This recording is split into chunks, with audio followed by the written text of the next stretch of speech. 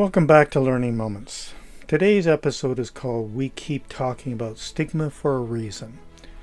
People sometimes ask why stigma comes up so often in our articles here. The answer is simple. Even with years of awareness campaigns, stigma is still one of the biggest barriers stopping people from getting help. And here in British Columbia, where the toxic drug crisis continues daily, stigma can be the difference between life and death. When someone is judged or dismissed, what they hear is, "You don't belong here."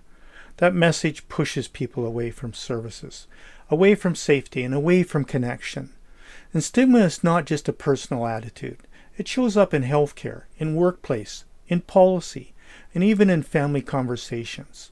Reducing it means changing how we think, how we speak, and how we act, every single day. Let me share 3 quick stories that show why this matters. First, Maria. She grew up in a northern BC town. After workplace injury, she developed a prescription opiate dependency. When she went to the emergency department, a nurse rolled her eyes and said under her breath, "We know your type." Maria left in tears, and she stayed away for months. Today, thankfully, she's living and thriving in a peer-led harm reduction group. She says people do not need pity. They need respect. Next is Jason and his brother Ben. Ben lives with schizophrenia and a substance use disorder as well. During crisis, police often treat him as a threat and handcuff him in front of neighbors and family. Jason says the family became afraid to call for help. Now Jason works with a peer outreach team that trains first responders in trauma-informed care. And finally, Kelsey, a young mother from Kamloops who hid her meth use for years. She overdosed after using a contaminated supply that contained fentanyl. A harm reduction nurse simply told her, "I am glad you are still here." That one sentence changed everything for Kelsey. She's now in a long-term recovery and advocates for other parents. These stories show 2 things. Stigma isolates people. Compassion brings them back. Research from the Canadian Centre on Substance Use and Addiction shows that stigma directly reduces help seeking, and the BC Centre for Disease Control reports that people who fear judgment are far less likely to call 911 or use supervised consumption services or other services.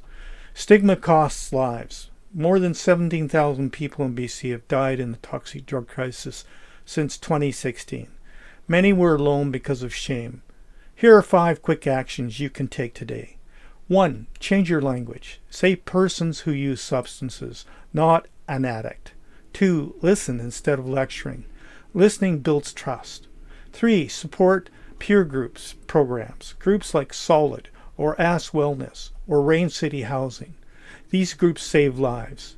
4. Challenge stigma where you hear it. A calm, simple comment can shift a conversation. 5. Model compassion. Small acts of kindness reduce shame and increase safety. If we truly want to save lives, we have to keep talking about stigma until it becomes a thing of the past. Every word we choose and every interaction we have can either deepen shame or create safety. Next time someone is struggling, try shifting from "what's wrong with you" to "what happened to you." That small change is where healing begins. Thank you for joining me on Learning Moments.